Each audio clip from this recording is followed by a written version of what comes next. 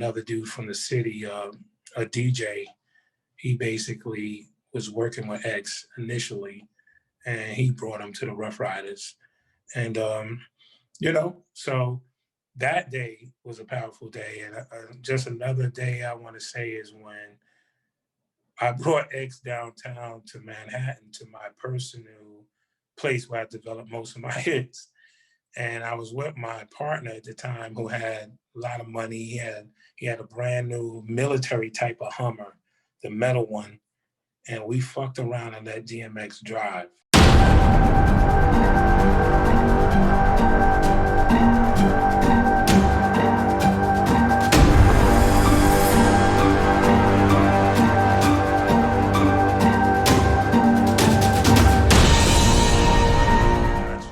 You on that.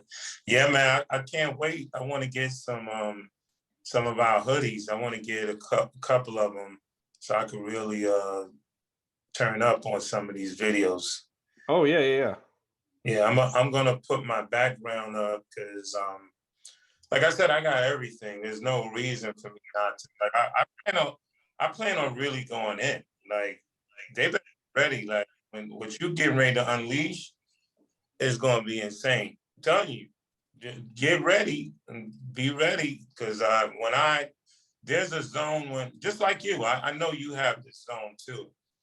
When I really cross this threshold, I just become something else. I'm just, it's hard to explain.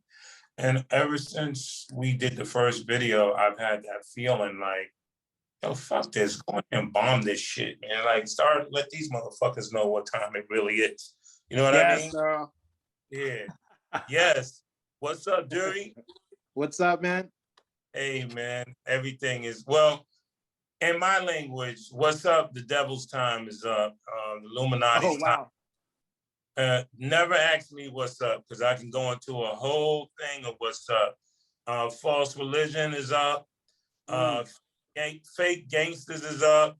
I mean, yo, devil's time is up, man, especially with me as a soul and an individual and a part of a brotherhood of mankind, period, because we're all about interfaith dialogue. Bottom line, I believe if you want to talk anything about Jesus, that he was a global figure.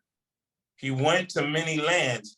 Why is our Christian brothers telling us we only know about 3 years of this man's life? Would you listen to somebody who wrote a book about Dury, and Dury is 50 years old, and they only have 3 years of Dury's life? We know about 3 years of Dury's ministry, and check this out. Dury ended the ministry like this. There are many things I have to tell you, yet you cannot bear them. It's expedient for you that I go. What is Jesus telling these people? Y'all not ready for this. Y'all think y'all know me? You don't know me. I went up on the mountain of transfiguration. I took 3 out of the 12. And when they saw him transfigured in front of them, he said, do not tell none of the other disciples what you saw. Now you tell me what that is.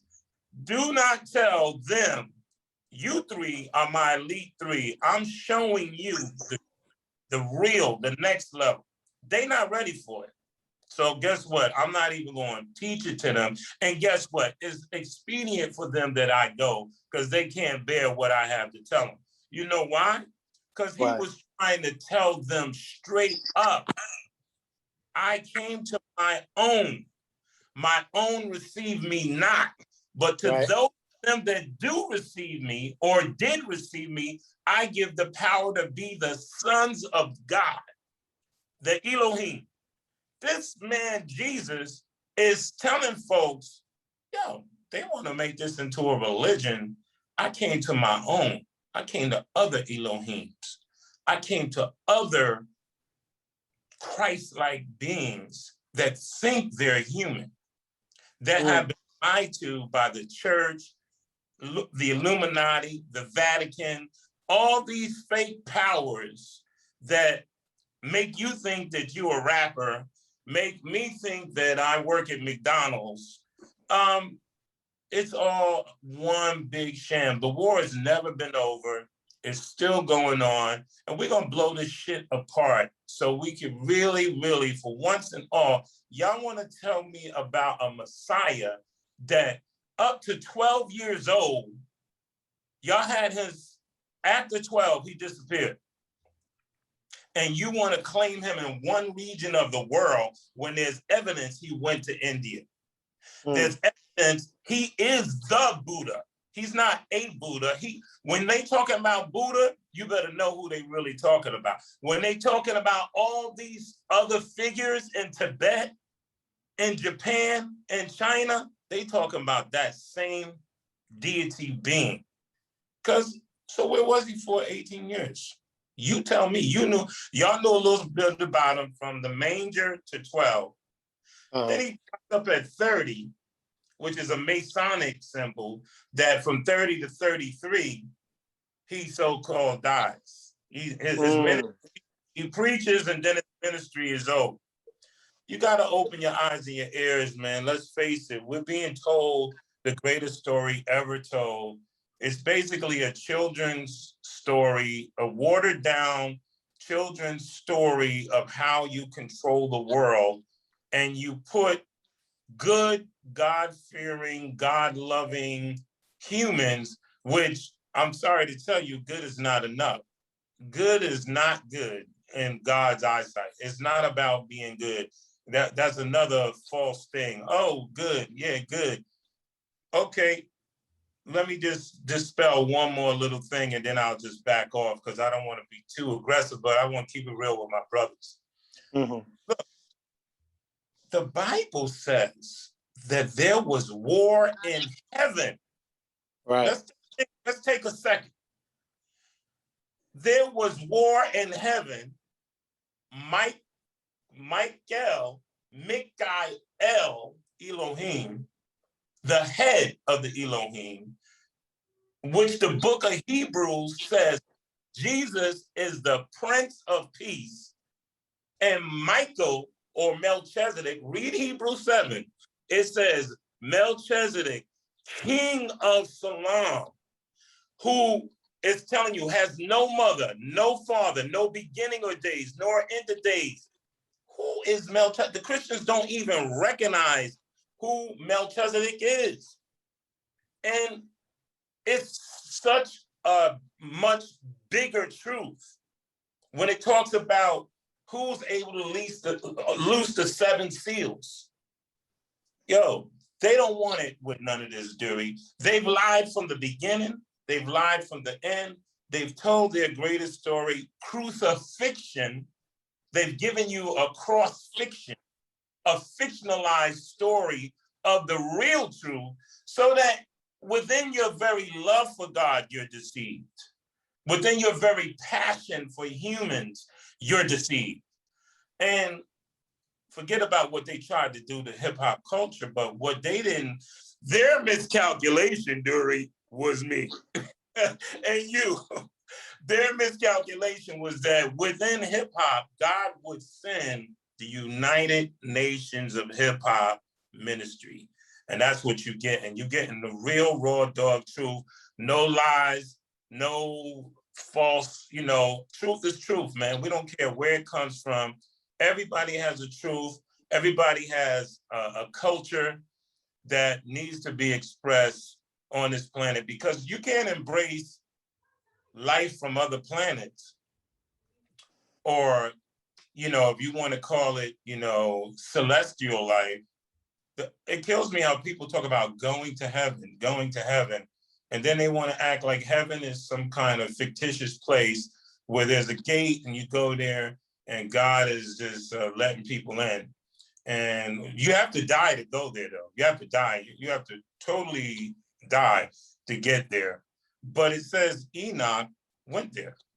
The scriptures teach that Enoch was taken to heaven, and it pretty much described that he was in, as far as we're concerned, technology, which they call a Merkava vehicle, which the Indian Bible, this is why they don't want you to understand cultures. Because the Indian Bible, which is 5,000 years old, it's full of spaceships.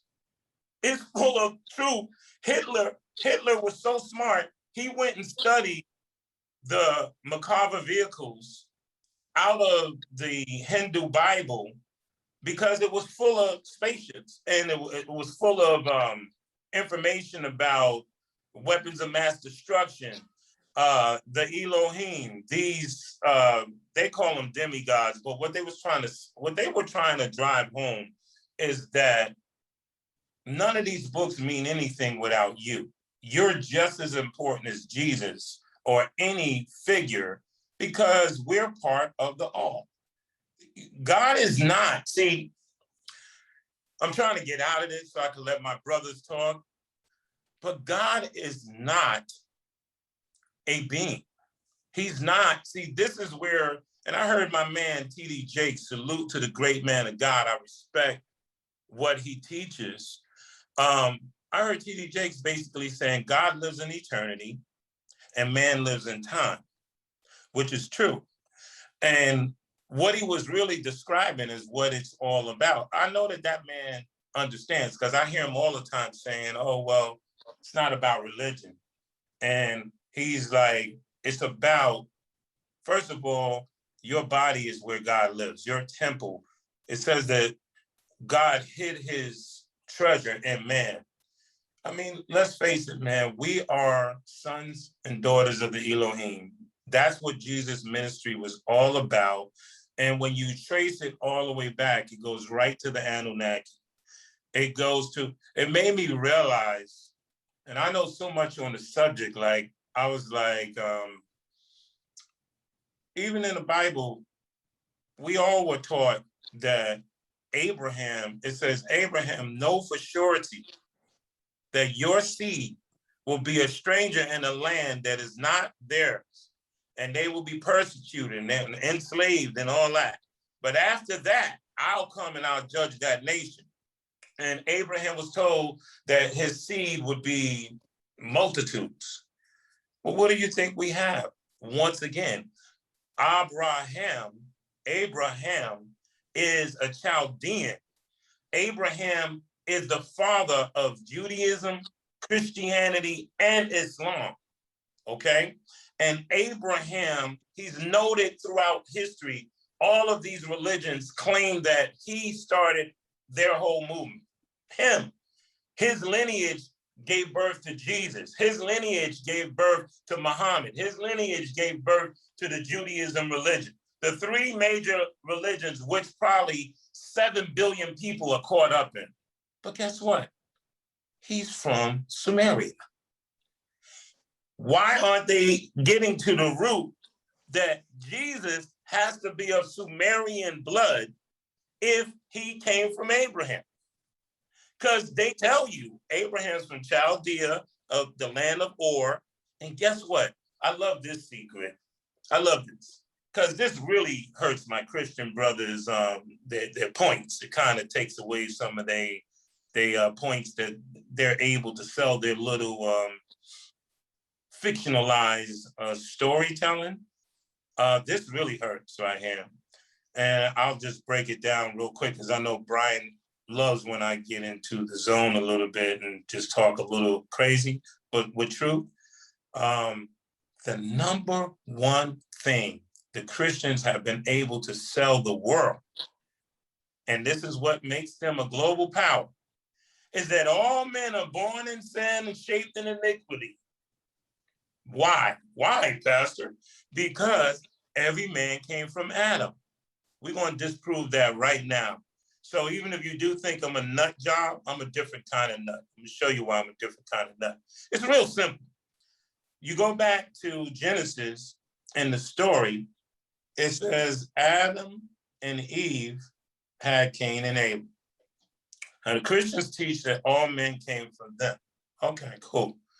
And because of the sin in the garden of Adam eating the apple, they teach us all that we're all born in sin. We're all. I know where you're going with this. Right. But yes, they teach this, and the point is, so Cain kills Abel. We all know the story. Right. Abel. And I want to keep pointing out, Ab-El, Abel is Father God. Ab is Father, El is Elohim. They do not mention these names over and over. Why is Jesus' name Emmanuel, E-L? The being that came to Mary and impregnated her, it says Gabriel, El, another Elohim, another Christ-like, in Christian church, they call them archangels, okay? That they refer to them as that. But they wouldn't do that if they really understood the creation cycle, because the angels are beneath man. The reason why Satan was told to bow down to Adam was because Adam was Khalifa. He was the successor of the all. God is the all. God doesn't come. God doesn't go. The all is the source field. People call it the universe for a reason. It's not that it's the universe. What they're trying to explain to you, everything is in the all. Like I am in the all, but the all is also in me. It's multi-dimensional. Every flower is written by the same code. Every pineapple has the same code. Every human body has this written by the same code. So the gods come from the all. This is the only reason why God pops the stuff that he pops, because he knows that he does create beings like Jesus, like Melchizedek, or Gabriel, or Samuel, or Raphael. He knows he creates. The gods actually are these powerful ones that we call the Anunnaki, the Elohim. There's a million names for them. Adonai, many other names throughout cultures and histories and things like that. But the reason why the church would lie, because they don't want more radical, Christ-like beings. Because if your worldview becomes like them, you feel there's nothing you can't do. They need you to say, Lord, pay my rent for me. I need you to pay my rent. I can't do it. I need you to pay my rent. Oh God, I can't build $1 billion company. They would need you to believe that you are nothing. You're just born in sin and shaped in iniquity. But back to that story, we know that after Cain kills Abel, Cain is thrown out of the garden. And Cain had knowledge that there were people who predated the garden, because he said, if you throw me out, God, they gonna kill me. Mm-hmm. The other. Right. He's talking about the Elohim. Let's face it, this is so-called 4,000 years ago, according to the Christians. All this happened 4,000 years ago. The pyramids is more than 10,000 years old. So obviously someone was out there living, doing stuff that we can't do today, but those beings were Elohim. Mm-hmm. Those beings, even Genesis 6:1. Genesis 6:1 tells you that the sons of God, with an S, saw the daughters of men. It's separating races. These Elohim saw the daughters of men, that they were beautiful. And whenever you see this, it means sex. And they came in unto them and bore children. These children are mighty men of old, the ancient ones. This is in the Bible, the ancient of days. Right in Genesis, you know what they're telling you? Forget all of that born in sin and shaped in iniquity, because there were Christ-like beings here that built the pyramids, that did all these things. And there was a global technological society which we represent. That global technological society, their symbol was a winged disc.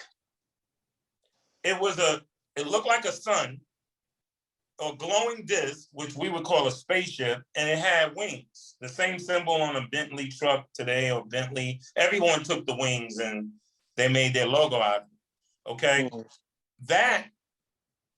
That totally predates the Bible. It predates his story. History is his story. It's Satan's story. It's the Illuminati story. It's the conquerors of this world. The conquerors get to write books, not the good people who got slaughtered and murdered and the indigenous people. It's the people who dominated the earth and culled millions of people. They wrote the story that and they would kill millions of people, and then they would put out their false narrative. A good 100 years would go by, and a few people would still know the truth. They'd kill them off. They put the story back out until they finally got a docile, controlled group of people that they could control. And thus you have the New World Order. And thus you have the fake, false religions that let's face it, there are a lot of truth in the religions. I'm not against Christians. I'm not against Muslims. I'm not against Jews. None of that. I just think that if anything, I always talk about the Christian 2.0. And what I mean by that is go deeper and figure out the roots. Go back and study mystery, my story. Learn your story. Learn the truth about what we're really dealing with and why my nation, the hip hop nation, is under siege by a bunch of clowns that we're going to handle all of them. Because believe we can handle them all. But go ahead. I have a question. So sure. Let's take a page out of these people's books, right? This is my thought. Now, you just said it yourself, Earl.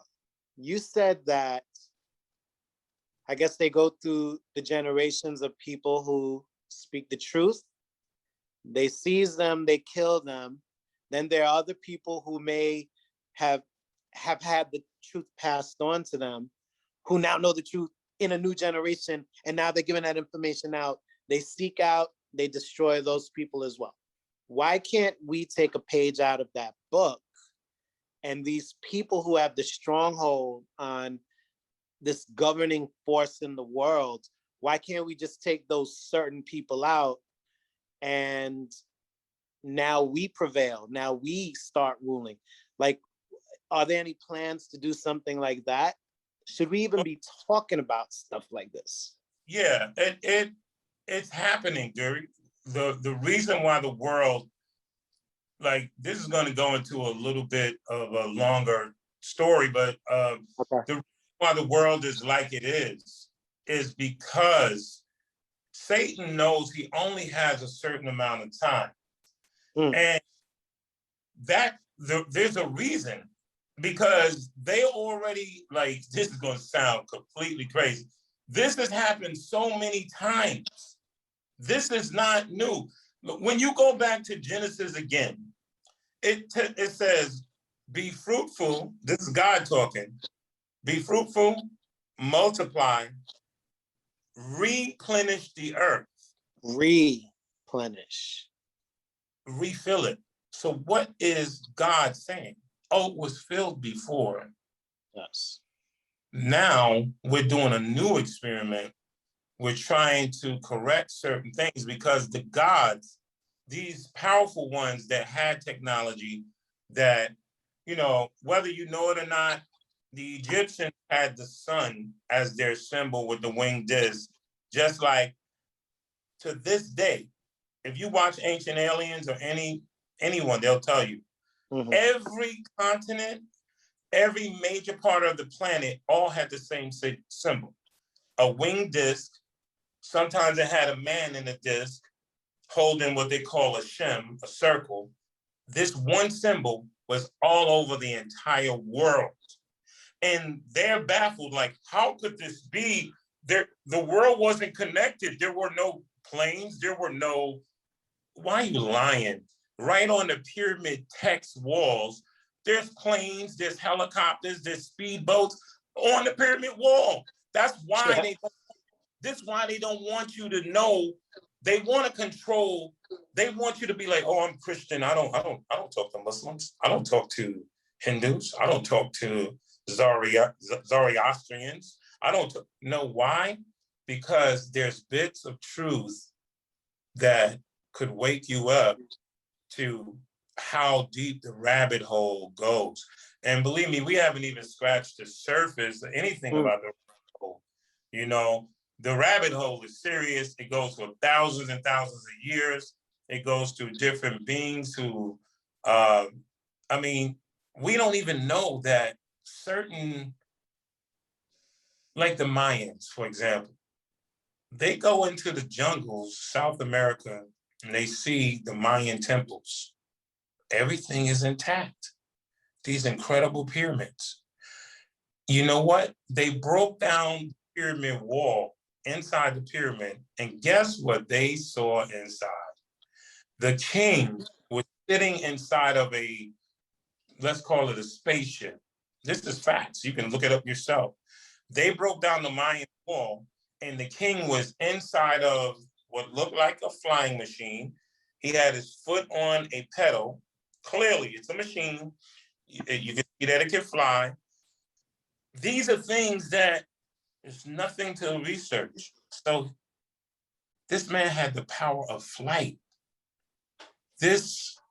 We know the truth that there have been many, even the Christians believe this. Oh, the 144,000. You sing this song. Swing low, sweet chariot, coming to take me home. Chariots of fire. Ezekiel saw the wheel and the wheel. In the middle of the wheel. Yeah. Right.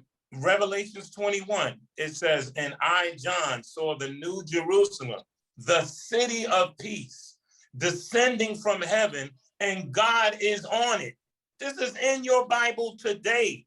Mm-hmm. Revelations 21, John says, he wrote Revelation. He's like, yo, the city of peace, the new Jerusalem is going to descend. It's made out of crystal. The streets are made with gold, paved with gold in this ship, and God lives in there. And there'll be no more crying, and there'll be no more. What is he talking about? The Christians don't even identify what that is. They're telling you it's a city. The city of peace is going to descend. You know why? Because there's been many raptures. There's been over 30,000 versions of this earth. Right now, they got a new series out about under the pyramids. There's 7 floors down of other technology beneath the Sphinx and the pyramid. They know it's there. So you're talking about the pyramids could be as old as 30,000 years, between 10 to 30,000 years. It's been proven as a fact because the pyramid has water damage all over it. Not sand damage, water. And the last time it was underwater was over 10,000 years ago. So the top scientists in the world, they have all gone and said, no, look at it, it's water damage. This thing was here 10,000 years ago. And on the pyramid walls, there's all kind of technology. There's spaceships, there's everything on the pyramid wall.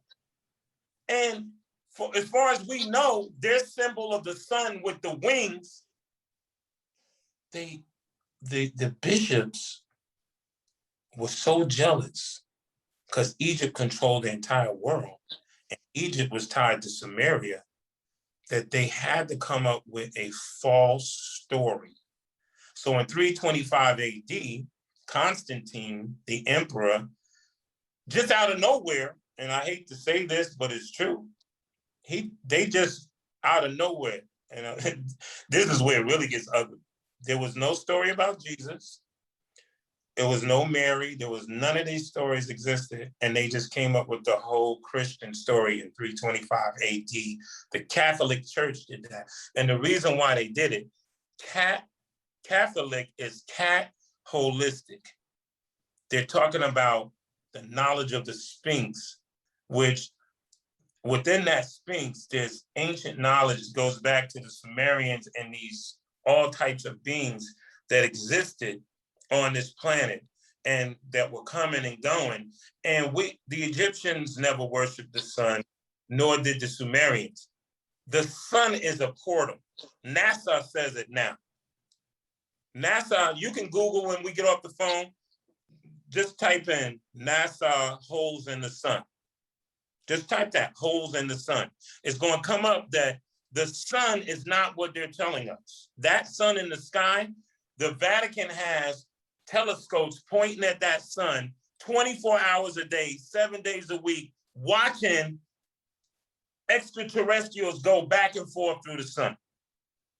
And even when you Google this, they're going to show you ships going through back and forth through the sun. They even showed a ship that has, they don't understand the technology. It had like a long cord because its power source was plasma. So it actually connected to the sun, got energy from it, and took off. And NASA shot missiles at it. And the thing was going this way. It's huge. Big as our planet. The ship is going this way. They shot a missile at it and they show it. It's like this. The missile comes and the thing just goes. Just weave the missile like, y'all shooting that little toy at us. That ain't nothing. And that's what's sad, is that people are living and dying, believing in a man-made book, which is a copy of ancient Sumerian tablets, which tell the same story, but in a much higher, profound way. And it doesn't talk about God in the sense of like, I'm God. It talks about the gods who come from the all, and the all, see the all, this is why I said God can't come and God can't go, because he's omnipresent. He's already here. He's already with you. He's already with me. He's with that flower. He's in that watermelon. He's in the earth. He's in the trees. God is the all. He's the source. That's why no one is to bind partners and like act like, well, I'm Mohammed. No, the Elohim. Here's the other thing. Every man on the earth, the reason why you get born, they call it love hell right. God loved us so much that he would test us by putting us through hell to show that we have the right to sit in heaven on thrones. You're going through this to evolve into an Elohim, a pure being of light, energy, light, gases. That's why in Islamic language, they call it Malakut, Nasud, and Allahud. Allahud is the gases. That's the state of gas. And that's the all. Then you have Malakut, or the Malachic, which means Malik, or kings, or angels. So Allahud, Malakut, the abode of the angels, which is more like a liquid ether state. This is why Nas is a student of Malachai York. So when he hit Jay-Z with ether, see, the world didn't even know what he meant by ether. There is a deep meaning to ether. What is ether? Okay. And what does it mean to us? Because it means something very special to us. So Nas just saying ether was also a coded message to those that know. You know, he was telling Jay some powerful shit on a whole nother level.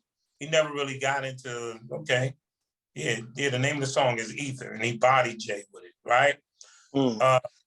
So it's, brothers have to, go ahead. Now, I have a question. So we know that the powers that be control us, and jump in if I'm saying something erroneous, for sure. I believe the powers that be. They don't control us.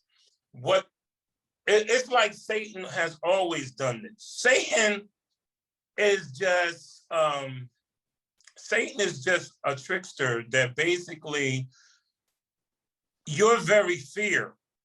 See, he uses your own fear and your doubts and your worldview dysfunction to trick you into destroying yourself. So basically, men are so concerned about money. Like, I get so sick when I'm on the internet and it's like, let me show you how to make $50,000 in a month. Okay, let me show you how to start an internet company. I'm like, You really think money is important? Yes, you need it to live, but it is nowhere near as important as that. That's why Brother Brian was like, yo, our ministry is more important than any of this. You know how many people we can save as far as truly save them and truly give them a better worldview. And I would never say, I would tell them, study Christianity, stay in Christianity, believe, have faith, but don't be nobody's fool. Also study the ancient truths. Make sense in your own brain too. I I'm not saying you're going to be able to define God and just understand God and be this genius that just understands God. Everyone, it's not all about you doing that.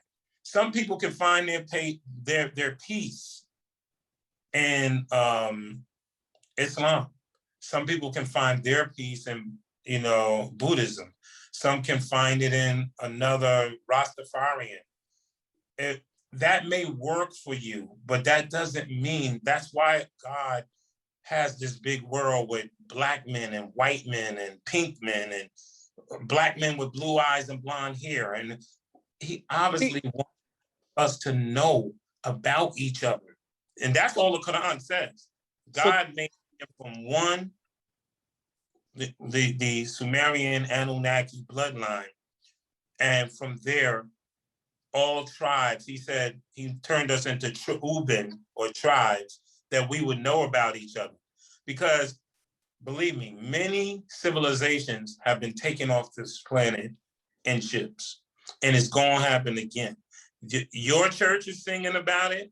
Everybody's talking about the 144,000, the rapture, and the sky going crack. They don't even realize what they're still talking about an Anunnaki story under new terms, under new names, under new management. And that's what it is. Wait. I want to get to my question though. So this is my question to you. And Brian, jump in, whatever. So my real question is, now, the United Nations of Hip Hop, we have a goal set on this earth before we die. First of all, let's start with this. My question is, what exactly is the goal of the United Nations of Hip Hop? And Earl, I want to hear from you. And then Brian, I want to hear from you as well, because I need to understand what the true goal is. Because my next question is going to be, well, how do we, start taking steps towards that goal? Yeah, the goal of the United Nations of Hip Hop is really simple: is to unite the star people on this planet, to really enlighten and respect interfaith dialogue with all mankind, to basically have this interfaith cultural conversation, and which will cause a transformation here on this earth and this time, and cause us to dominate the world again. We are the dominant force. Like they say, life and death is in the power of the tongue. You can take the world over with your tongue. There's no power greater than spiritual brain power. Your brain, the right human brain with the right tongue, can take the heads of any devils anywhere. I don't care in heavens, in the earth, on the earth, because there's beings living in the earth as well. That's a whole nother story. When the flood was here, a lot of them hid behind waterfalls. They found many cities underground. There's all of that.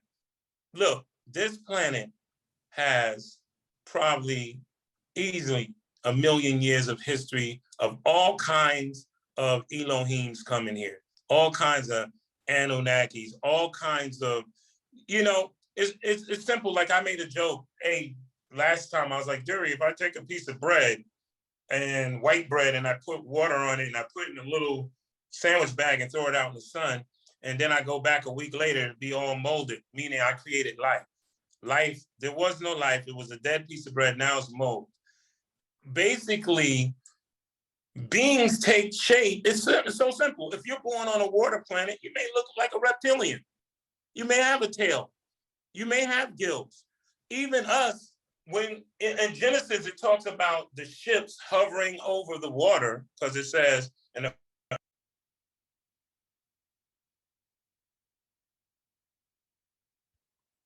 we lost him.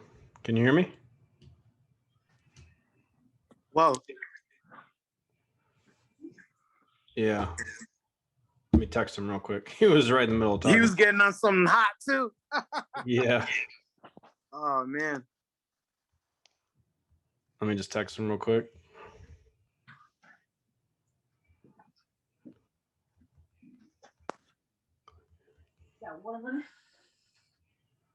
All right. Well, you want me to try to answer what you were saying? Yeah. Let's get your take on it. I mean, specifically, it was like, what is the mission of United Nations Hip Hop, or what exactly was the question? Yeah. So first, the initial question is, what is the goal of the United Nations of Hip Hop? And then from there, what steps should we start taking to achieve that goal? But first, your definition of what our goal is with the United Nations of Hip Hop. Well, when we first wrote it down, I think we said something to the effect of to protect and preserve hip hop culture for the next 1,000 years. So what that means, just to kind of expand on that a little bit, oh, here he comes. He's back.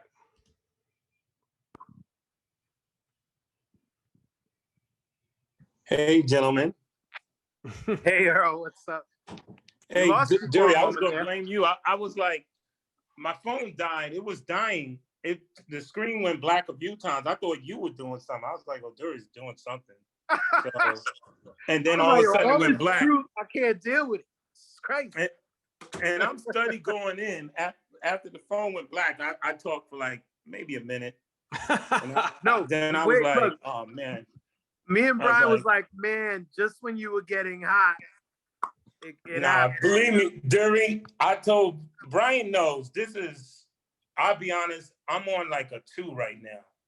When I'm in the zone, like if I really do what I do, there's people who see me on a 10. I'm like, I'm a whirlwind, bro, for real. I can only imagine. Look, I'm telling you, I just gotta give you this one little story about me, how I got like that. So from way back when I was studying, I got my minister's license. I got all of that.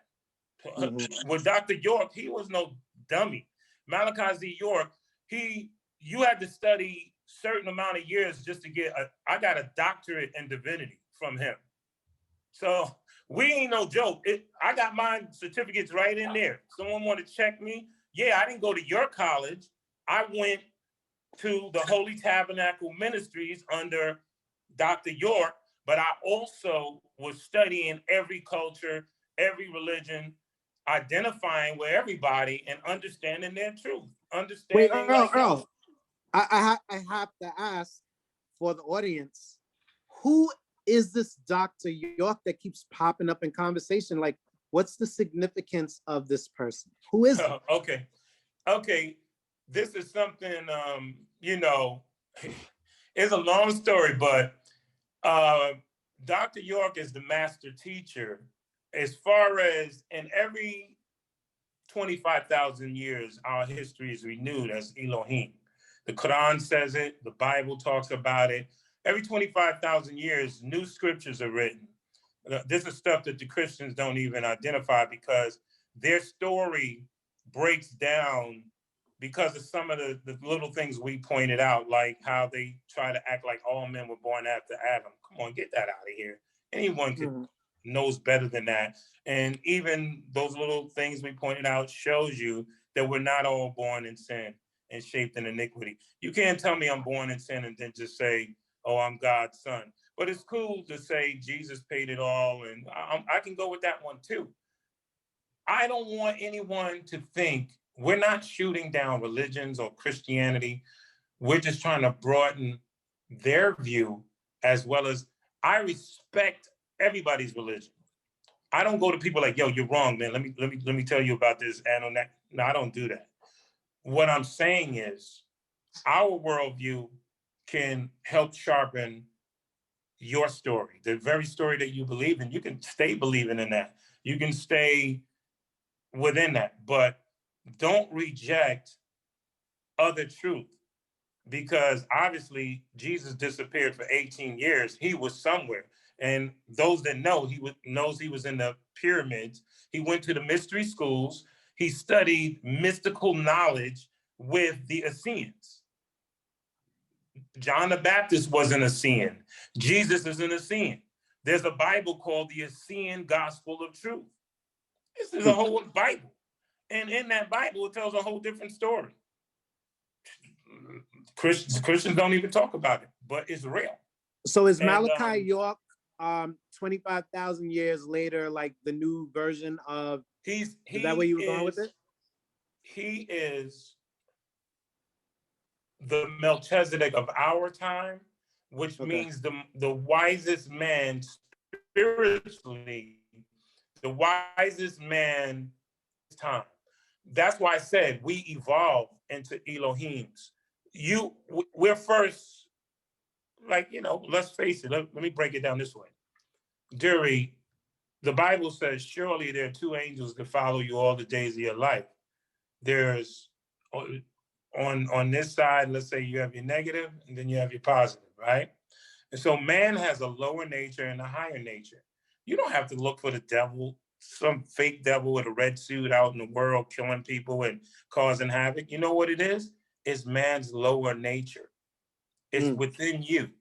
You have a devil, just like you can choose to be a thug, a killer, a drug dealer. I could give you a knife. You could stab everyone up in your house. You can make that decision because you have will. See, the angels don't have will. Gabriel and those beings, they're either, you have some that are clashing, but most of them are either seraphims or cherubims. So cherubims have the flaming swords that they talk about, that's guarding the Garden of Eden and all that. Those beings are like lions and tigers. They just kill. The Most High thinks if he wants a city wiped out, he sends cherubims because they don't have will. They don't have mercy. They only have a nature. That's why they had to bow to man, because man was more like the Most High, because we had will. We had the ability to choose between good and evil. The angels don't. Seraphims are positive angels that they just do good.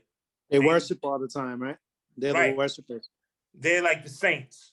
And then the cherubims are the warriors. And they can't have mercy.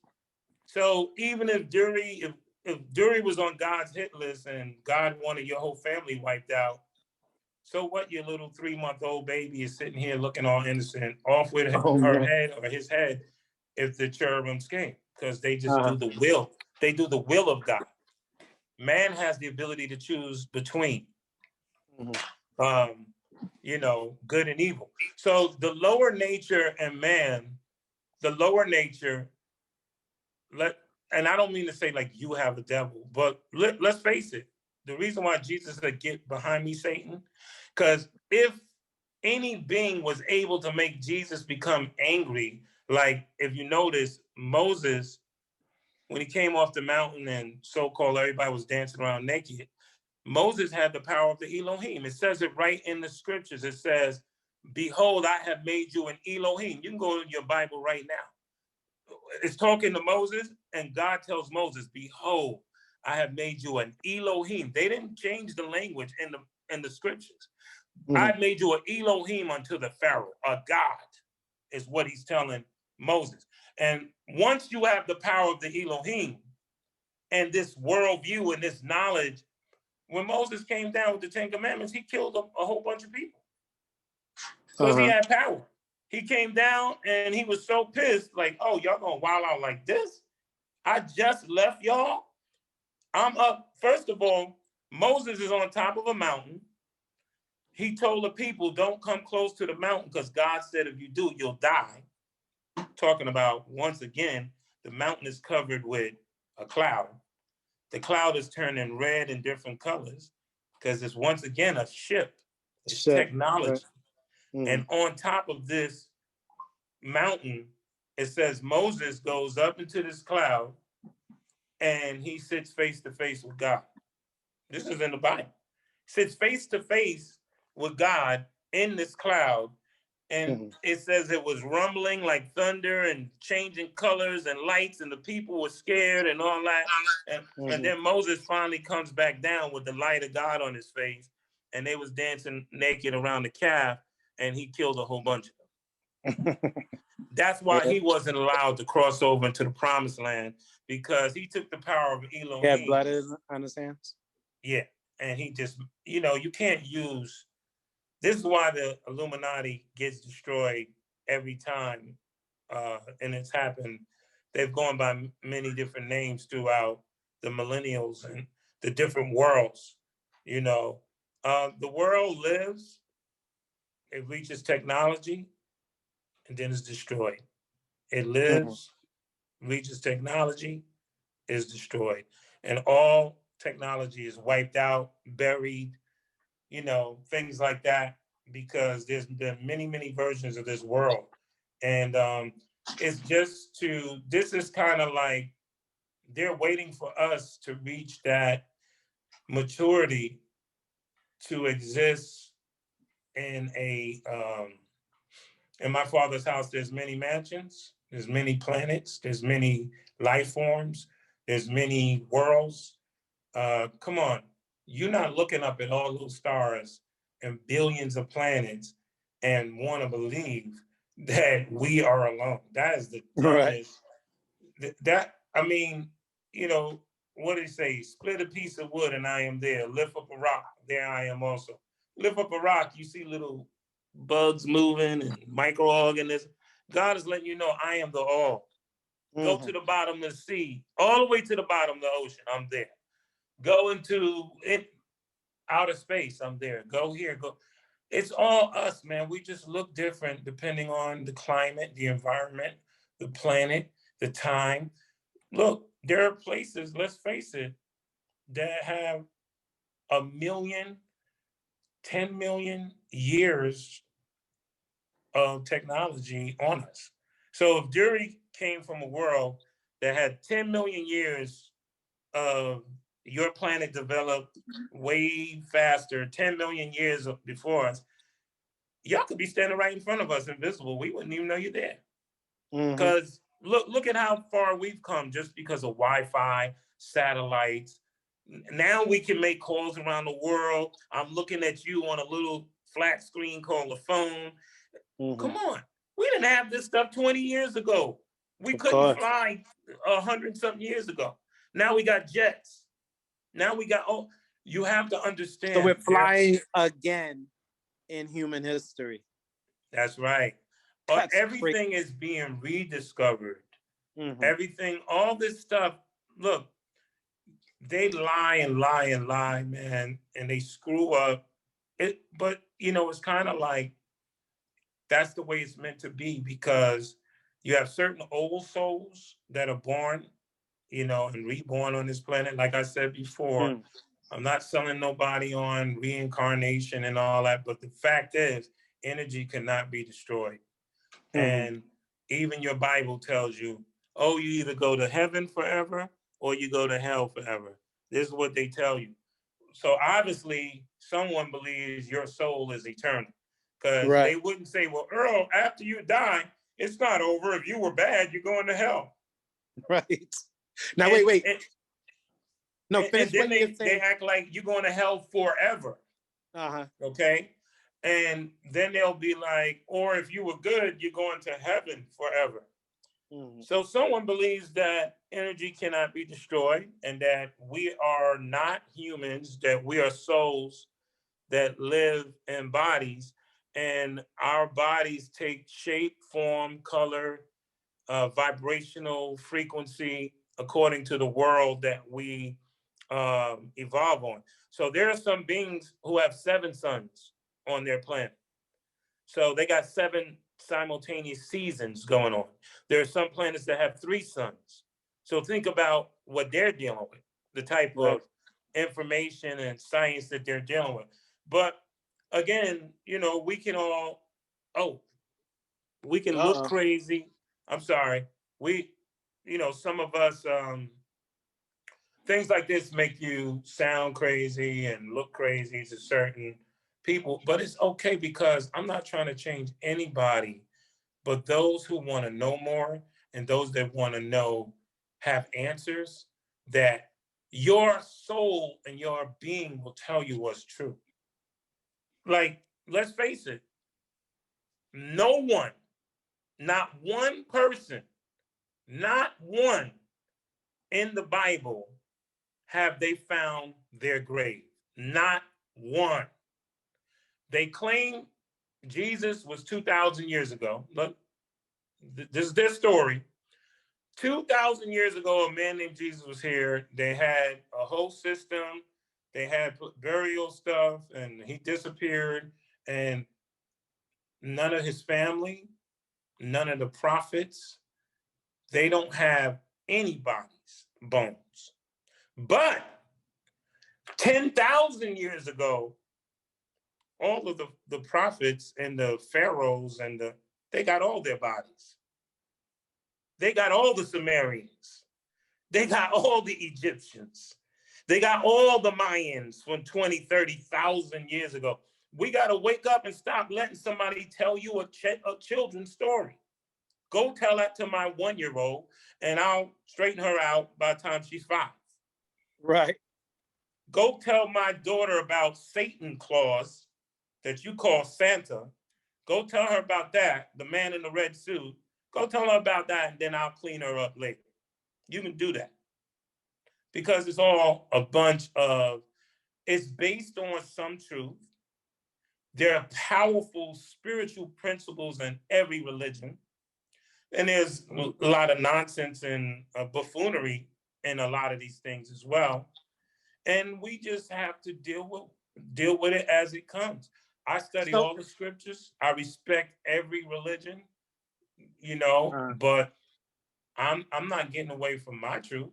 But go so ahead. Earl, at this point, I want Brian to jump in because I know he has some things to say about the original question, which is, Yes. so Brian, in your mind, what is the purpose? What is the goal of creating a United Nations of hip hop? And then, once you answer that, what are the steps that we should begin to take in that direction? Okay, so the original purpose, plan, mission of the United Nations of hip hop is to protect and preserve hip hop culture for the next 1,000 years. So, but even I think that statement in itself needs to be deeply expanded upon because it's obviously both like a broad, general, vague statement and yet like a really powerful statement if you really mean it and if we really do it. So, the reason that I'd like to expand on the reason that is needed, and that is because, in my opinion, with like just where the planet is at, just where the population, to a point the population has reached, the technology has reached, things like AI, that we're like right on the brink of AI taking over everything. Look at the censorship that's happening on Facebook and YouTube, and just we've reached this like critical point in human evolution. And for those of us that are politically inclined, you can see that there's this really powerful struggle going on between the left and the right, or between capitalism and communism. You just have all these forces that are just like in this gigantic power struggle. And, the real secret is that all of humanity is living in an ancient Babylonian, Luciferian system that really has everybody in some way or form somewhat enslaved.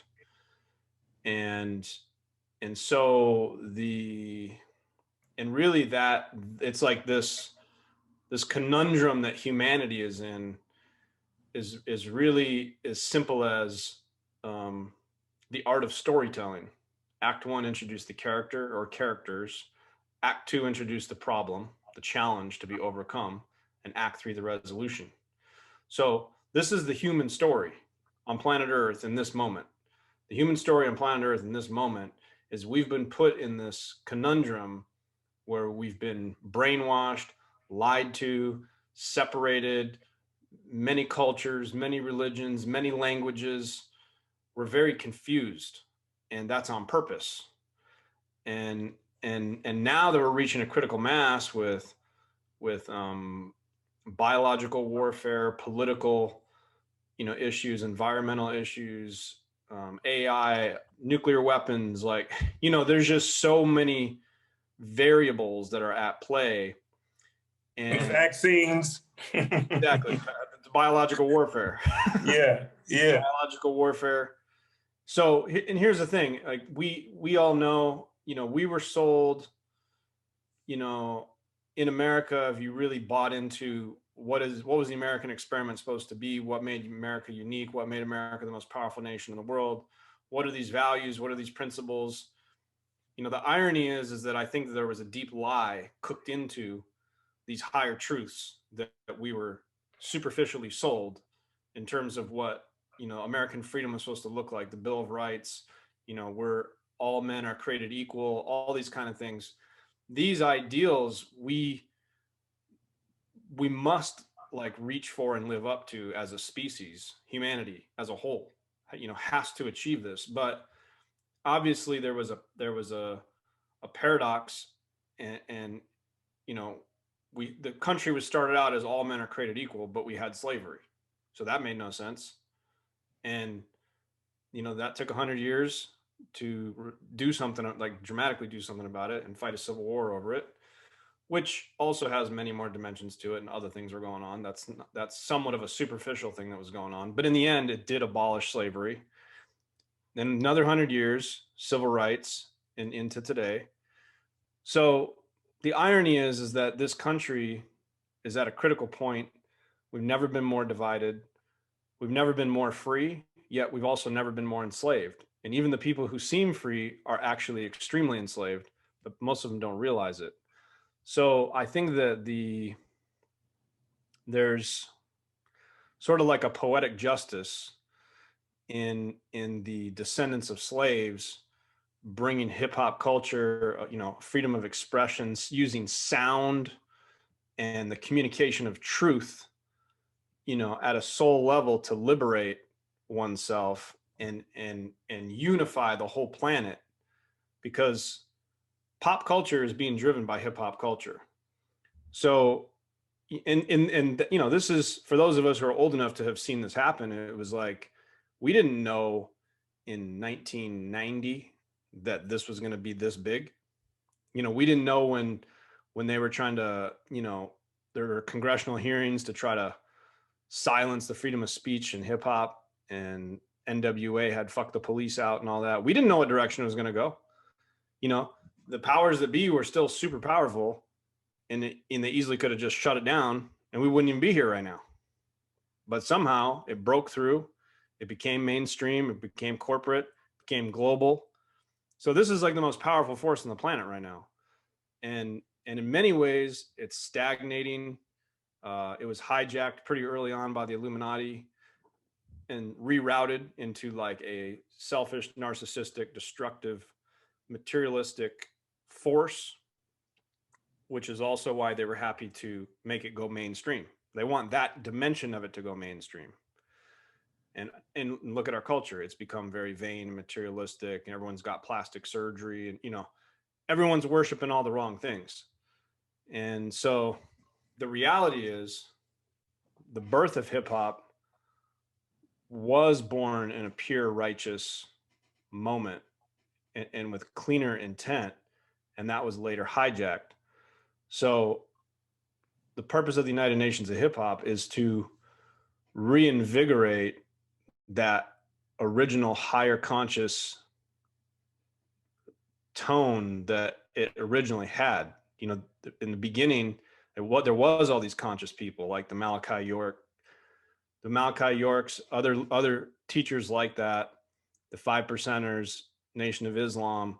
That people were looking for deep knowledge, and hip hop was coming out. A lot of hip hop was coming out of that higher knowledge. So all we're really doing is just bringing that higher knowledge back, and kind of, we live in the age of information, so we have access to so much new information, and there's so much continued education and everything that, that we've known about for 10, 20, 30 years, every year or two nowadays, we get like almost tenfold more information about all these subjects. Like it takes so much energy to keep up. So I think that what we want to do is just help reinstitutionalize the culture with the right intent and the right vision and the right way to bring all kinds of people together around the world, united in this culture. There's an Anunnaki baby right there. Are you on mute? I'm on mute. Yeah, I was. yeah, I muted myself to let my little Anunnaki princess step in for a minute. Right? Say, Daddy. Hey. Hello. Say hi, Zozo. This Princess Zoe. This Princess Zoe right here. Hey, Princess Zoe. Yeah. Blow us some bubbles? That's the future. Yeah. That's right. So Daddy's gonna let you go back with Mommy. Okay. Why does she look like she wants to cry? Yeah, she's not gonna cry. Let me cry. Okay, here, go I ahead. want to be in your Zoom call at my neck at home. Sorry, gentlemen. Had to make her debut. So And Brian. Christie said hi, Brian. Oh. And Dury. Yeah. Yeah, tell I said hello there. He heard you. Yeah. So Brian, because we know music is such a powerful vehicle to share information, and we know that hip hop has obviously been used to shackle, feed misinformation, so on and so forth. Is our goal to take back this hip hop culture that we're so heavily a part of and now repurpose maybe the talent and use? Like, what do you think? Well, I don't know exactly how it's going to play out, because it can play out. I think it's just going to organically play out however it's meant to play out. But I think the most important thing is our broad vision and our intent, and and my broad vision, to just kind of to finish what I was saying, is essentially, to me, all of life is nothing but the hero's journey, which is to overcome a great obstacle and a challenge to find the greatness within yourself. So you need to kind of have this like issue that needs to be overcome to take the journey, of self-realization. So in a sense, I think all of humanity is under this Luciferian spell slave system that most aren't even aware of. I mean, it's like the movie The Matrix. People have no idea what's actually going on, and most people are kind of like zombies. They're just totally. It's a computer-generated dream world. Pretty much. Yeah. Pretty much. A computer-generated dream world.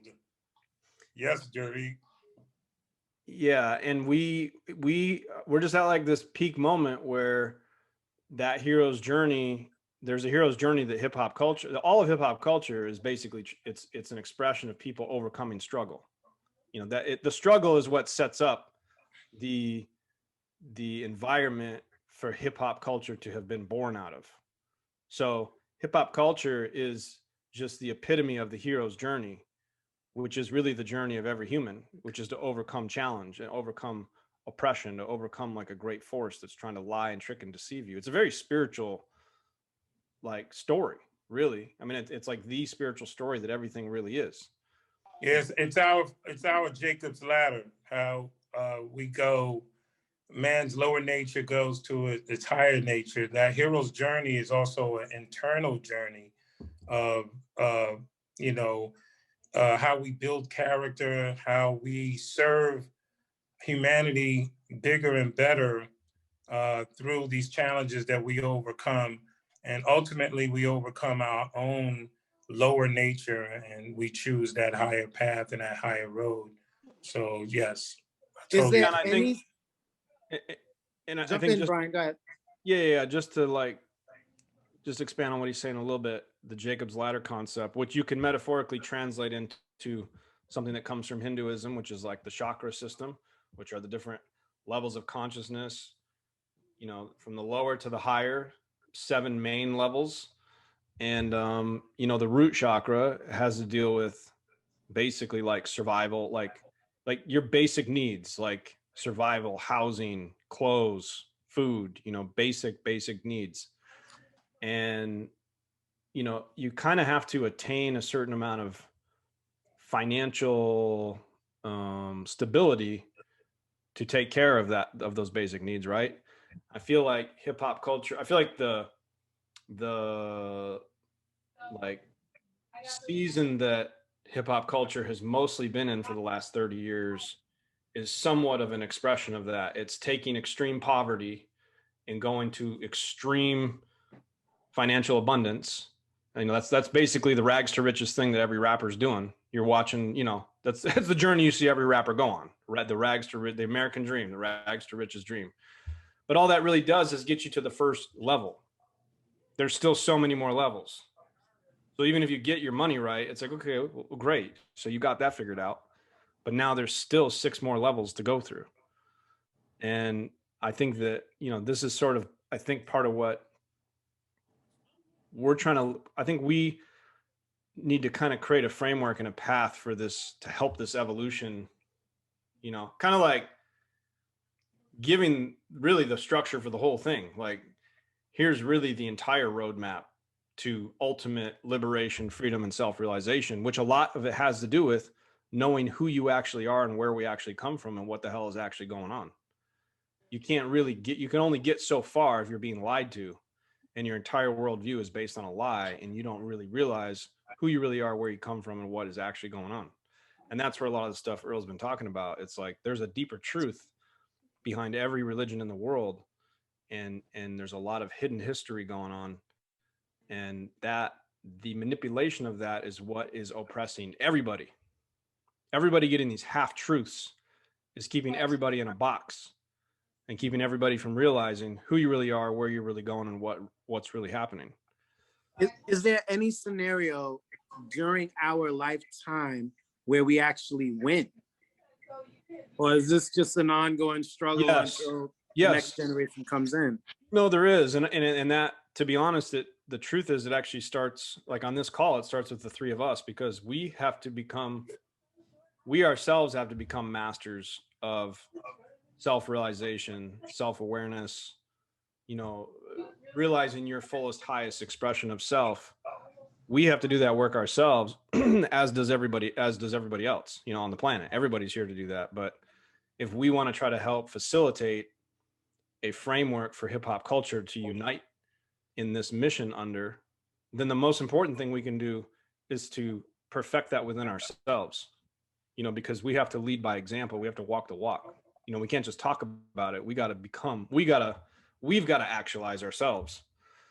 And I think that, you know, part of that, like Earl speaking his hip hop ministry to the culture, I think that's part of his path. Personally, that's my opinion of what part of, I think, his path is. His perfecting of his highest self and his highest calling, and is being his truest self, is doing that.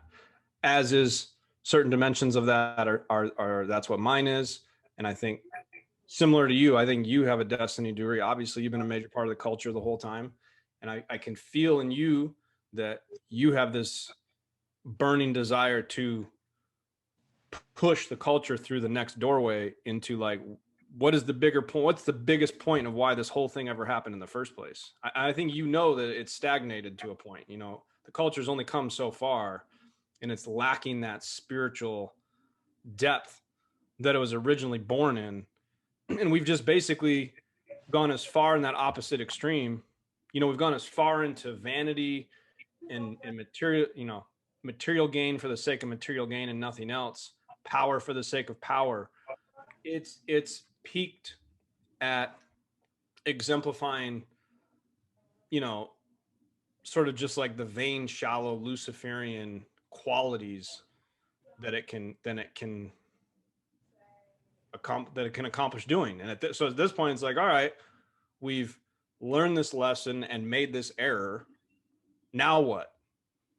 And hopefully, like a pendulum swinging from one extreme to the other, hopefully it launches it to swing all the way the other direction into real spiritual self-realization and awakening and transcending the illusion and transcending the dysfunctional patterns that it's trying to put the culture into. But it's not only trying to put the irony is it's not just trying to put the culture into that, it's trying to put the whole world into that.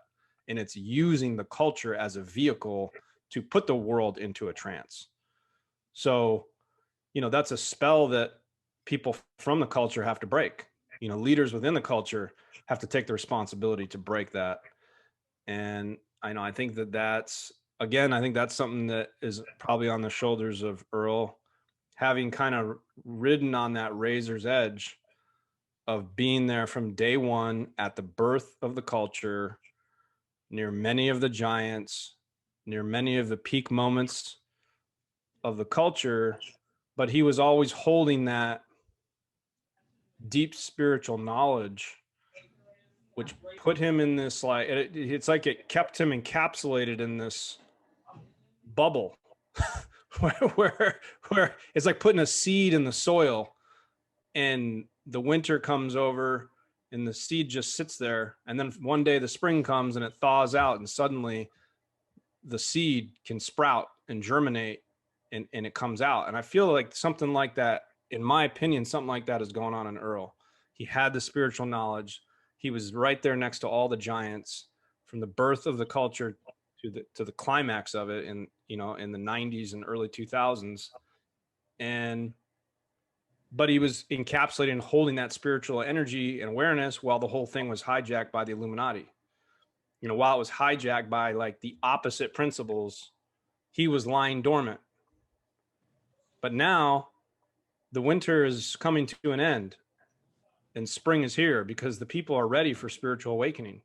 We've reached such an extreme sickness as a species, it's the whole world. The whole planet has reached the ultimate spiritual sickness of being ultra divided, ultra lied to, ultra poisoned, literally, whether it's in our food, our air, our water, the vaccines, the news, everything is poison. They're poisoning us on every level. So that the spiritual winter is coming to an end and the spiritual spring is here. It's time for us. It's time for those of us who've felt a deeper spiritual calling and knowing. And it's time for that seed to germinate and for us to come out of our shell and to speak up. It's time to speak up and reclaim your authority, reclaim your power. And, Earl, I think that actually, here's something I want to pass to you, Earl.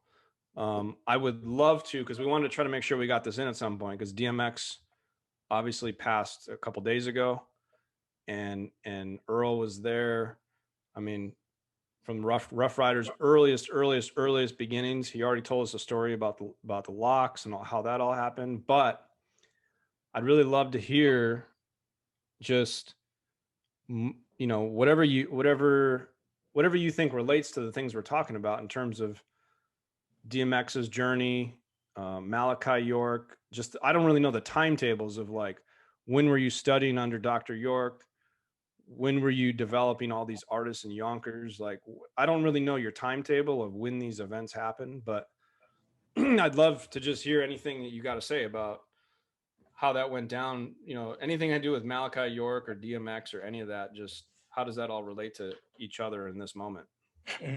Yeah, it's really deep. Wait, Earl, before you get into it, guys, I have to hop off this line. But can you two continue For sure. as couple? Okay. For sure. Yeah. I'll make this statement and and then we'll pick it up on the next one. Mm-hmm. So thanks, Dury. Yeah, he already hopped off, so I guess it's just okay. Yeah, so to answer that about DMX and Malachai York, bottom line is, for me, I was into just studying culture, and let's take this all the way back to 1990. I would say late 80s, like from 87 to 90 is when I really started studying back in like 87. And Malachi York was just finding his books, his tapes, meeting him, knowing his family, his sons, becoming very personal with him. I got to see a living example of what a lot of people talk about. So it was way bigger than him though, because I don't want anyone to feel we just idolize him. We do. I give him the respect of the master teacher. Uh, I think he is definitely uh, the wisest man, definitely from our culture. Uh, he was representing that Melchizedek energy. And he was very clear about that he channels these energies. And, so I got a very personal perspective and relationship with him. But he also let me know that I was his teacher in music and other ways, which was the same story that Jesus would say, as Jesus was like, hey, I came to my own receive me not, but I give them the power to be the sons of God again, or the Elohim. Basically, he was saying the miracle isn't me being here, the miracle is you being here, or all of us doing our part and evolving into what all mankind is supposed to be. So I don't want anyone to think about we're like Malachi York nuts just running around. Oh, but no one can dispute the information, the books, the truth, and the things that he accomplished, and the millions of followers he still has and had worldwide. So he was like, there were many other scholars that we studied, because he always said that study everything from the cradle to the grave. It doesn't begin and end with Malachi York. His mission was kind of like what I do with artists. I speed up their evolution. As he always told us, a good teacher only brings out what's already there, or makes you aware of the right questions to ask, and plant seeds and things like that to help you germinate and to evolve. It's like extraterrestrials coming and giving man some technology or some assistance so that they could evolve and their brains can expand. So he was just doing a teacher's job. And as many other scholars and teachers from many religions, which we study all of them, we study everything, everybody, and that's just what it is. So from 87, I'll say on, um, it was all about just knowledge and spirituality and mankind and the fate of the planet and the destiny of hip hop. We was on the destiny of hip hop way back then. So we really had this worldview that hip hop had a spiritual destiny. And part of my destiny was when I was looking for men or organizations that I thought was righteous, or they appeared to stand for some sort of righteousness and some sort of patriotism to America and unity of people and cultures, and you know even faith in the Constitution, and these type of constitutionalist ideals. I thought more people would step up, and when I saw them not stepping up, God was constantly revealing to me, no, that's your job. I'm I'm evolving you to build this hip hop music ministry that could withstand the test of time, that could answer the questions, and that could bring this information down to the level that regular everyday people could understand it, religious people could understand it, spiritual people could understand it. And from the block to the boardroom, to the crack house, to the hospitals, to the schools, we're taking this information about the all into all of the world. We're in the world, but we're not of the world, but we're taking this spiritual, the one can teach the many. That's what we're about. That one man can make a difference. One soul can enlighten billions of souls. So that's our whole movement. You know, it's that it doesn't take a whole lot of people to do this. Just having that infinite faith in your abilities as a divine being and a part of the all. Each one of us have a job, just like you have a job, Brian, and you're doing it, and myself, and there are many other scholars who, because they hear us, they'll come out. That's what it's about, is awakening the duty, the call of duty into a lot of these people and beings that are sitting back with information as we were. Um, and we want them to know that it's time. Come forth for what you know, who you are, keep it real, and let the world know. And so that's what is going on. And about DMX, I will say this, you know, X embodied a pure vibration and a pure energy. That's what I loved about him. And that's what shook up the world. Because music is a vibration. Ultimately, when we produce music, it is sound is in the science of creation. We all know that the vibrations and sounds can create shapes, it can create different things in the universe. So basically, music is a continuum of different vibrations that change, and it changes people's minds, their moods, their spirituality, their development, their health. That's why we have to protect and preserve hip hop culture. First and foremost, rock and roll became suicide music. Hip hop became homicide music under the Illuminati when it was never meant to be that. So we're here to destroy the whole homicide music side as far as our children and fans believe in, you know, that that's what the culture was, and the whole, you know, sexual perversions and things like that. So DMX was an incredible, pure soul, and the fact that that God energy, that God particle, he embodied that. That's one thing you find. His prayers were pure, even though he had a problem, because that's sometimes we all go through problems so that we can save other people, because DMX, being as powerful as he was, he could reach other people that had problems. So to hear him say those real prayers making his album way back then, people get to recognize how pure of a soul and an energy he was. Yes, he had a physical addiction, but I knew the man. The man was, he was a preacher in his own way. He was a teacher and a preacher in his own way. And he embodied that pure hip hop energy, that God particle, that divinity. And, you know, I totally respect him for that. And, you know, I've heard his story about how his mentor laced him with drugs. And you never know, the enemy could have saw his gift early and tried to derail him totally with that. So he's always stuck to that.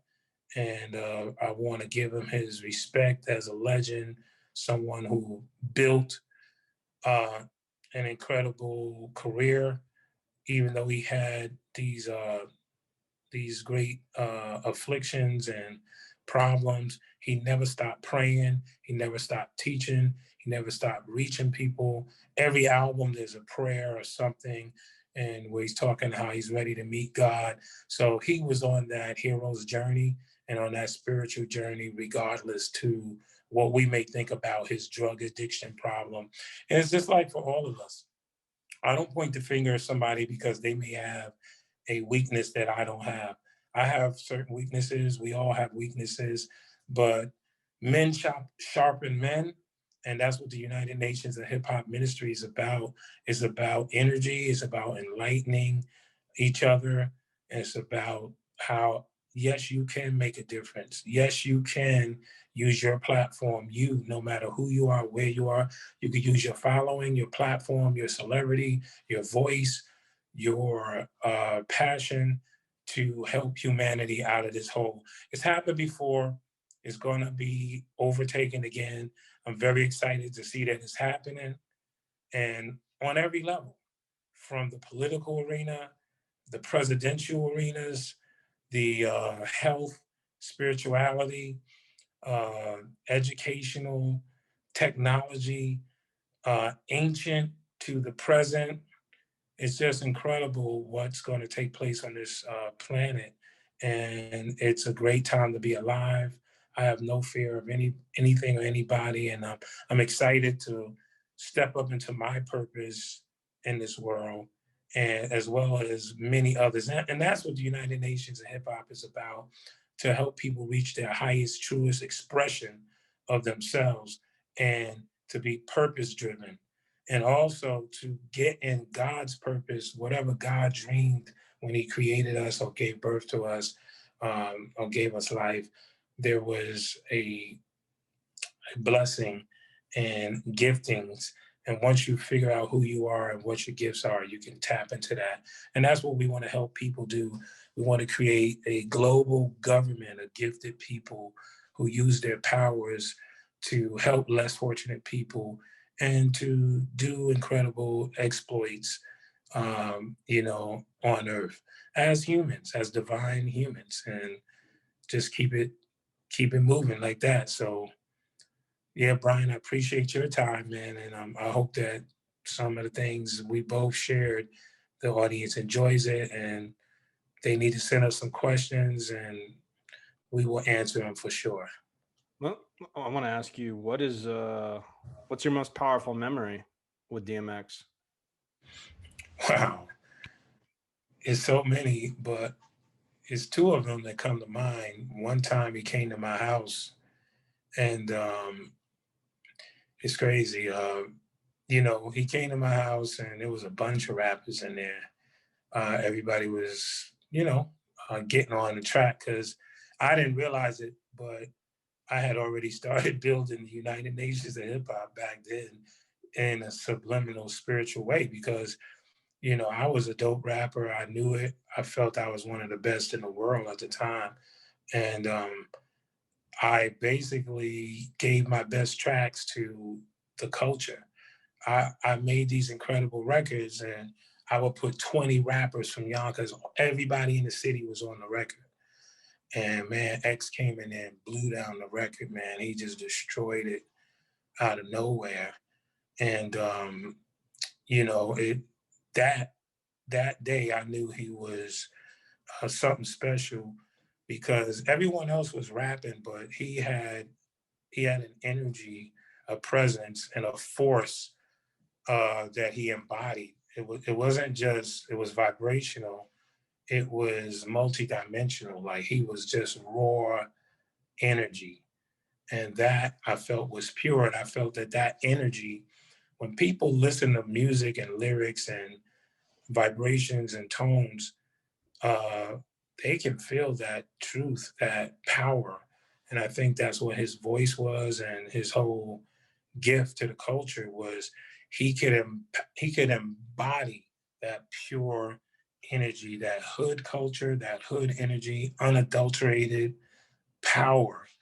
And he brought that forth. And when I heard him that day, I was like, oh, this guy here, he's something special. But at the time, I was so dedicated to the locks, and I knew the Rough Riders were like managing him, even though they didn't really discover him. Another dude from the city, a DJ, he basically was working with X initially, and he brought him to the Rough Riders.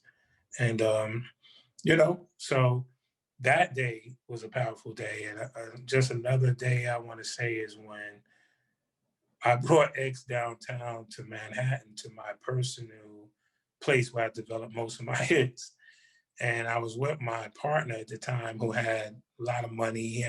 He had a brand new military type of Hummer, the metal one, and we fucked around and let DMX drive. Let me tell you something. DMX was driving 100 miles an hour. We were like this because he was missing parked cars, I swear, by half an inch, flying. And we were like, yo, chill. But the way he always had an issue with driving. If you X would always, you see him pulled over in Yonkers, the police knew he had no license, and he would just drive through the city all crazy and get pulled over and get arrested. So that was most of his problems. That was he always had that. But this day with this Hummer, he was missing these parked cars. We got him to do a verse in the studio, and then he wanted to get back to YO from Manhattan. So we fucked around and let him drive. We never made it back to Yonkers. We got pulled over in Harlem, and it was a huge scene because fans was everywhere. It ended up with maybe, I'm not even lying, 1,000 people, X's and cuffs, cursing, yelling, saying all kinds of DMX reckless shit. You know what the fuck I am? To the police. Me and my man is like, chill, X, chill. Because we knew he has something on him, which he put under the car seat, which we were like, oh, we're going down. X is driving. He got whatever he got on him. Now we're pulled over. He's wilding. He's a superstar. And we're just caught up in the moment with him. But he made such a ruckus with the cops, yelling, cursing in their faces. They never found the shit. They they had so much crowd control to handle his fans that was wilding out that they eventually said, let's get him out of here. Let's get him in the car, get him out of here before we have a full-scale riot. And it was going there because there was some live wire dudes like, yo, why the fuck you're fucking with X? It was all crazy like that. And my boy is white, my man George.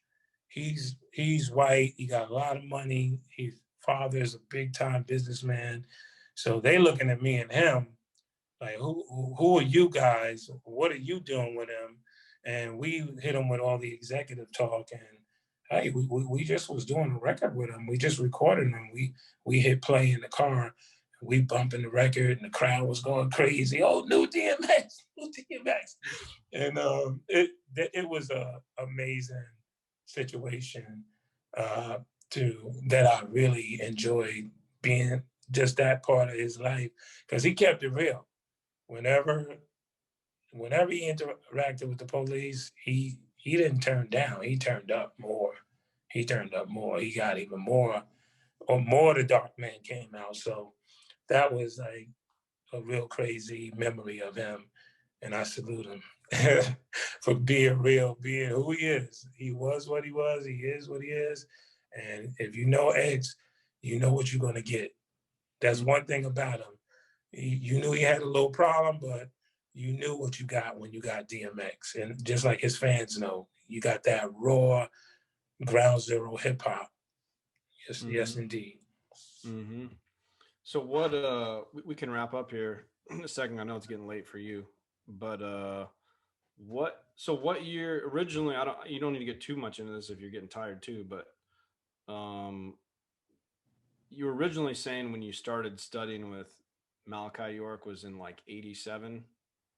Yeah, I came across a lot of his books and his tapes, and we were studying so many things. Like I said, from way back then, um, I kind of heard I was hearing about him from just a lot of there was just like a network in the streets and in the culture. Like a lot of producers back then was God Body, or they were Muslims or Christians or poor righteous teachers. There was so many different levels. So a lot of dudes was like Rakim types. They would come in spitting 5% information, things like that. So you have to be sharp on all of that. You know, it's kind of like that was hip hop at that time. You know, this conscious rap and spiritual rap and those types of things was the movement at that time. So you couldn't be some sort of executive leader without being a part of that and really knowing what they was talking about and understanding that.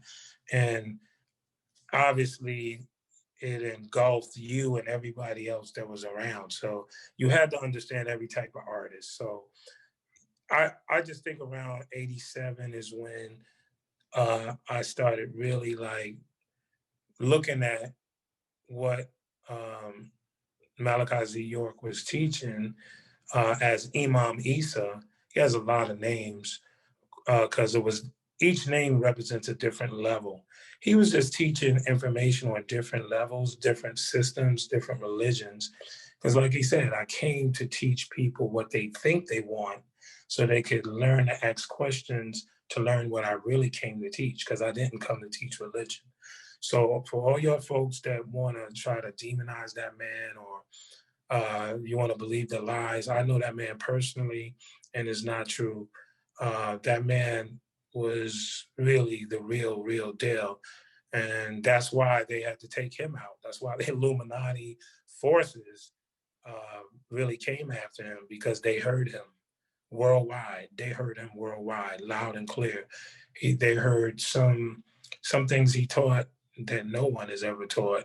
So, you know, his personal inner circle, which I'm one of them, people that I was there and I was on the front lines. I knew him. I went to his house. I went to his studio. I ate with him. I walked with him. I talked with him. I knew his sons. I knew his daughters. I have nothing but deep respect for him. And he never wanted me or any of us to just follow him. It was never about that. He was like, go out and teach your truth. He's like, he used to tell us this way back. Yo, everybody's waiting on you. We used to go to him because we called him Pop. He's like, yo, Pop, what's good? What's up with this? He's like, what? You? You guys? Everybody's waiting on you, not me. Don't blame me. They're waiting on you. He's like, you're the one that can go out there and save these people and teach them. He's like, when it comes to writing books and teaching the outer information, that's my job. But when it comes to teaching this music, ministry, that's your job. And he's like, you know, I prayed for guys like you to come. And so it was never that type of situation where, like, for people, excuse me, like people think, you know, that man wanted people following him and idolizing him, and he became some kind of cult leader. Cult is just short for culture. Anytime you have your own culture, they want to label you a cult.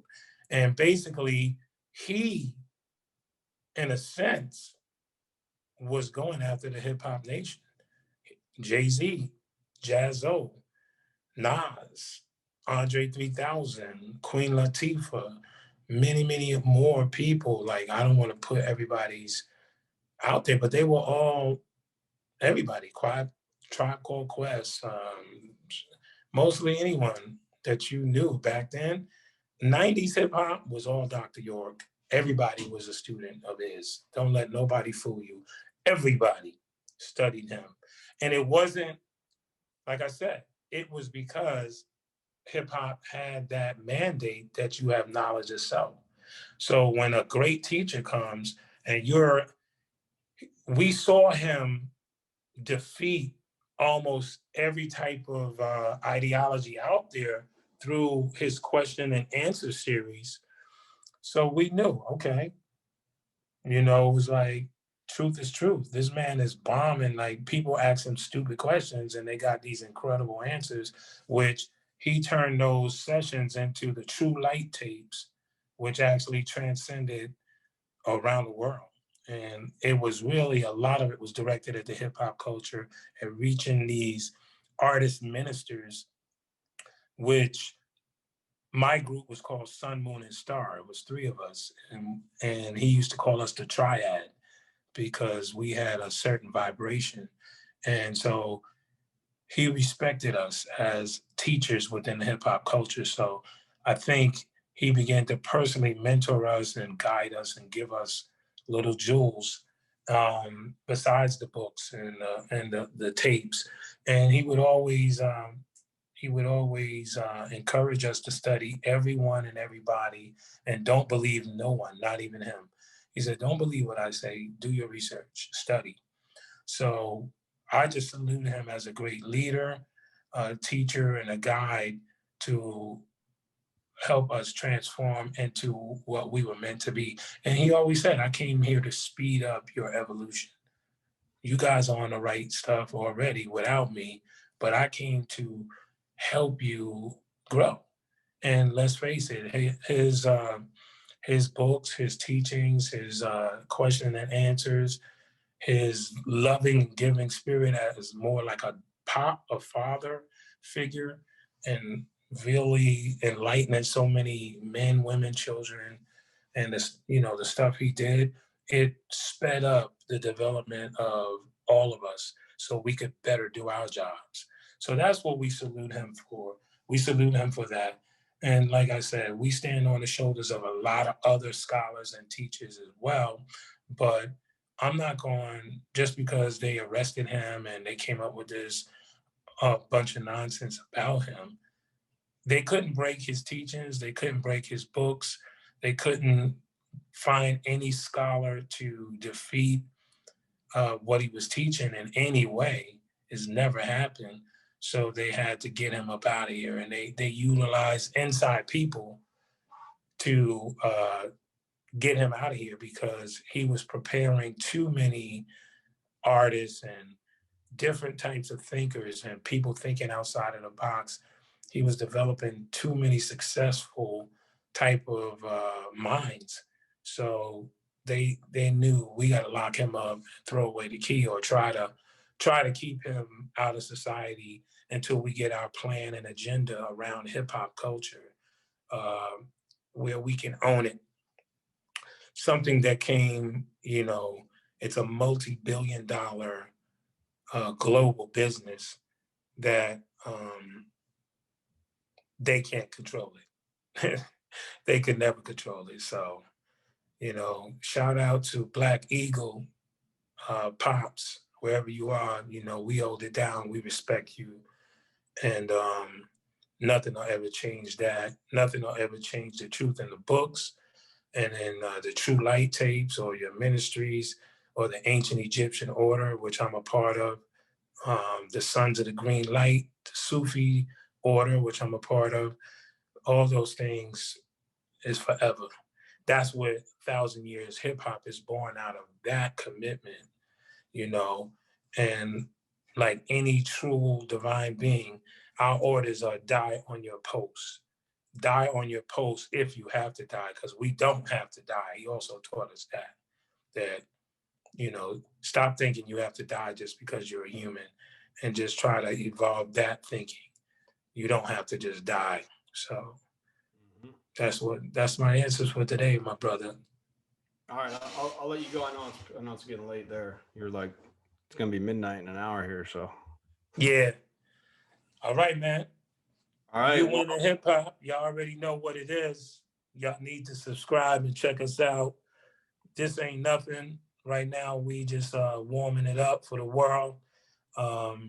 Definitely, we want to speed up the culture's evolution towards what it was meant to be. The destiny of hip hop is back. 1,000 Years Hip Hop, baby.